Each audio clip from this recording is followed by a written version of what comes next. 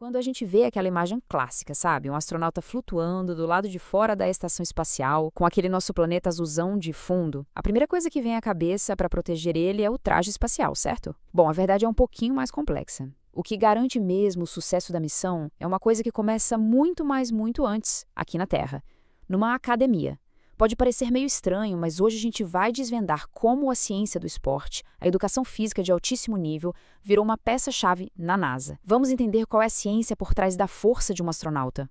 E para começar a entender essa conexão, eu vou lançar uma pergunta. Qual é o maior perigo para um astronauta lá no espaço? Muita gente vai pensar logo num asteroide ou no vácuo, perigos reais, claro. Mas o inimigo mais traiçoeiro, aquele que está lá todo santo dia, não vem de fora. Ele está dentro do corpo de cada astronauta, nos ossos, nos músculos. Pois é, o perigo de verdade, o desafio diário é a ausência de peso, a microgravidade.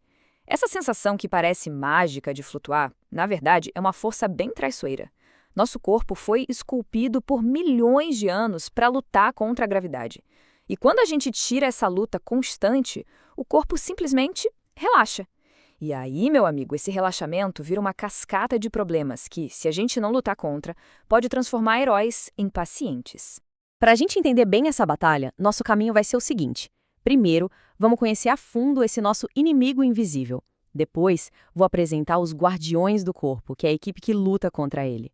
A gente vai dissecar a anatomia da equipe, entender o caminho para se tornar um de nós, analisar um desafio real que a gente encarou com os trajes espaciais e, por último, vamos olhar para a próxima fronteira, as futuras missões para a Lua e para Marte. Seção 1. O inimigo invisível do espaço. Pensa no corpo humano como uma máquina perfeita, mas adaptada para uma única condição, a gravidade da Terra. Cada osso, cada músculo, cada batida do coração é uma resposta a essa força. Então, o que acontece quando a gente simplesmente desliga essa força? As consequências são imediatas e bem severas, viu? Afetam o corpo da cabeça aos pés. E essa deteriorização começa quase na hora. Sem aquela carga constante da gravidade, o corpo entende que não precisa mais de uma estrutura tão forte. Os ossos, por exemplo, começam a perder cálcio numa velocidade 10 vezes maior que a de uma pessoa com osteoporose. É muita coisa. Os músculos das pernas e das costas, que nos seguram aqui na Terra, atrofiam rapidinho. O coração, que não precisa mais bombear sangue contra a gravidade, vai enfraquecendo. Os líquidos do corpo sobem para a cabeça, e é por isso que os astronautas ficam com o rosto inchado. A capacidade aeróbica, que é essencial para qualquer esforço, pode cair mais de 20%. E até a coluna se alonga, o que parece legal, né? Fiquei mais alto, mas pode causar dores horríveis nas costas. É uma verdadeira guerra em várias frentes, e ela acontece todo dia. E aí, como é que a gente luta nessa guerra? É exatamente aqui que a ciência do exercício entra.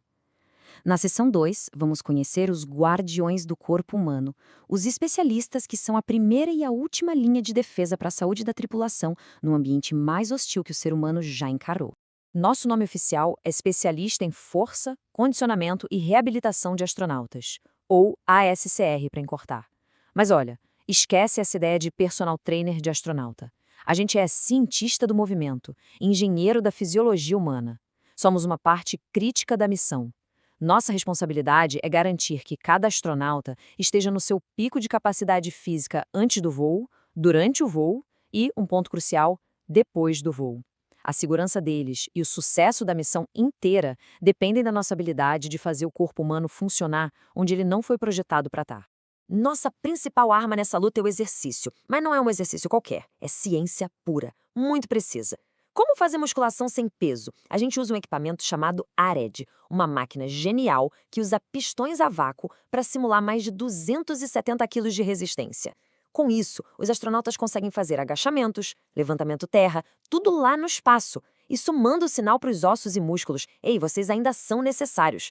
Para o coração, a gente tem a esteira T2, onde eles se prendem com o colete, e a bicicleta Cevis. E o trabalho não acaba lá em cima, não. Quando eles voltam para a Terra, o cérebro precisa reaprender a se equilibrar. Aí entra o treino de agilidade e propriocepção. E para a dor nas costas que eu falei? Sessões de mobilidade e fortalecimento do core. Cada exercício é uma contramedida para um problema específico. É um quebra-cabeça. Mas claro, todo esse trabalho super complexo não acontece do nada. Na seção 3, a gente vai ver a anatomia da equipe. Para um astronauta conseguir se exercitar com segurança lá na estação espacial, existe uma estrutura gigantesca aqui na Terra, garantindo que cada protocolo seja baseado na melhor ciência que existe. Nossa estrutura é como um ciclo que não para. Lá no topo tem a Diretoria de Saúde e Desempenho Humano, a AACPAB, que define a estratégia geral. Logo abaixo vem a equipe de Fisiologia do Exercício e Contramedidas, a EPC. Pensa neles como nosso time de pesquisa e desenvolvimento. São os cientistas que investigam e criam os melhores protocolos. E aí, essa ciência toda chega pra gente, da SRS, a equipe operacional. Nós pegamos esses protocolos e transformamos em treinos diários, personalizados para cada astronauta. Nós somos a linha de frente colocando a ciência em prática. E como um colega meu da SCR, o Corey Twine, sempre diz, isso aqui é um esporte de equipe. Não é só sobre levantar peso no espaço. Envolve nutricionistas calculando cada caloria, biólogos estudando as alterações nas células e, claro, os engenheiros que projetam e constroem essas máquinas incríveis de exercício que a gente usa. É a definição mais pura de uma abordagem multidisciplinar para o desempenho humano. Tudo isso soa fascinante, né? O que leva àquela pergunta: puxa, como alguém consegue um trabalho desses? Na seção 4, vamos traçar o caminho para a NASA. E eu já adianto, não é um caminho comum e a régua é bem alta. Existe uma combinação única de muito estudo e experiência prática de elite. O caminho é claro, mas é puxado. O primeiro passo é a faculdade. Uma graduação em Ciências do Esporte ou Cinesiologia é o mínimo, mas a verdade é que a maioria de nós tem mestrado ou doutorado. O passo 2 são as certificações. A credencial CSCS, que é de especialista certificado em força e condicionamento, é praticamente obrigatória. E o passo 3 é ter experiência em áreas diversas, seja trabalhando com atletas de ponta, em ambientes clínicos ou até com militares. Esse slide aqui ajuda a entender os dois pilares, faculdade e certificação. Pensa assim, o diploma te dá o porquê das coisas, o conhecimento científico. A certificação CSCS prova que você sabe como aplicar esse conhecimento para criar programas de treino seguros e que funcionam de verdade. Os dois são indispensáveis para trabalhar aqui. Ok, agora que já deu para entender quem somos e como chegamos até aqui, vamos ver nosso trabalho na prática. Na seção 5, vamos mergulhar num desafio do mundo real. Porque, veja bem, nosso inimigo nem sempre é a microgravidade. Às vezes, a própria armadura feita para proteger o astronauta vira fonte do problema. Esse é um estudo de casos sobre o traje espacial e uma epidemia de lesões que a gente teve que resolver. O que a gente está vendo aqui é um astronauta treinando para uma caminhada espacial no laboratório de flutuabilidade neutra. É basicamente uma piscina gigante onde a gente simula microgravidade. O traje, que a gente chama de EMO, é uma nave espacial pessoal, só que ele é pesado, rígido e exige um esforço físico absurdo para trabalhar com ele. Lá no começo dos anos 2000, a gente notou uma tendência muito preocupante. Como esse gráfico mostra, a porcentagem de astronautas com dor no ombro aumentava muito conforme eles avançavam no treino. Chegou a mais da metade, 56% daqueles que já estavam designados para uma missão. A gente tinha uma epidemia de lesões nas mãos, e isso era uma ameaça real para as missões. A NASA, então, montou o que a gente chama de Tiger Team, uma equipe de especialistas de várias áreas focada em resolver um problema crítico. E nós, da ASR, éramos parte central disso. Essa tabela mostra o que a gente descobriu. As principais causas eram biomecânicas.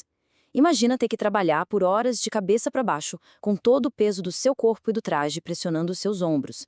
Agora soma isso a fazer movimentos repetitivos contra a resistência de um traje pressurizado, que é tipo lutar contra um balão gigante e duro. Era a tempestade perfeita para uma lesão no ombro. E esse diagrama aqui mata a charada. Pensa no traje espacial como uma armadura. Existe uma zona de trabalho para os braços, onde o movimento é mais fácil. O problema é que muitas tarefas exigiam que os astronautas forçassem os braços para fora dessa zona, sem parar, por horas. É como tentar pegar uma coisa no banco de trás do carro, só que fazendo isso centenas de vezes e vestindo uma roupa de borracha super apertada. O estresse na articulação do ombro era gigantesco. Então, qual foi a solução da Tiger Team? Foi um ataque em várias frentes, com a nossa equipe, a SR, totalmente integrada. Primeiro, prevenção. A gente desenvolveu programas de fortalecimento específicos para os ombros para preparar os astronautas para a porrada que eles iam levar do traje. Segundo, diagnóstico. Virou obrigatório fazer uma avaliação funcional do ombro antes de sequer entrar na piscina. Terceiro, comunicação. Melhoramos o jeito como os sintomas eram relatados para a gente pegar o problema bem no comecinho. E quarto, o futuro. Nossas descobertas ajudaram a guiar o design dos próximos trajes espaciais. Isso é a ciência do esporte, não só tratando, mas prevenindo lesão e garantindo a missão. E isso tudo nos leva para nossa última sessão. Olhando para o futuro, nosso trabalho está ficando mais crítico do que nunca. A próxima fronteira da humanidade vai nos levar de volta para a Lua e, finalmente, para Marte. Quando a gente olha para a Lua e principalmente para Marte, as missões ficam muito, mas muito mais longas. A gente está falando de quase 1 ano só para chegar lá. Então, combater a deterioração física deixa de ser importante e vira o fator-chave para o sucesso. Imagina só, chegar em Marte depois de meses no espaço, com os ossos frágeis e os músculos fracos, e ter que na mesma hora começar a fazer trabalho pesado, montar habitat, não dá. Manter o desempenho humano nesses voos longos é, sem dúvida, o maior desafio da exploração espacial hoje. No fim das contas, o logo da NASA representa a exploração, tecnologia, futuro. Mas no centro de cada missão, de cada foguete, de cada descoberta, está o elemento humano. E o nosso trabalho, como especialistas em desempenho, é garantir que esse elemento humano não seja o elo mais fraco, mas sim o mais forte e resiliente. E para fechar, fica essa reflexão no ar, né? Para a gente conseguir conquistar outros mundos, será que primeiro a gente não vai ter que dominar os limites do nosso próprio corpo? A jornada para as estrelas, no final, é também uma jornada para dentro de nós mesmos. Uma busca para entender e superar as barreiras da nossa própria biologia. E essa é a grande aventura na qual a gente está embarcado.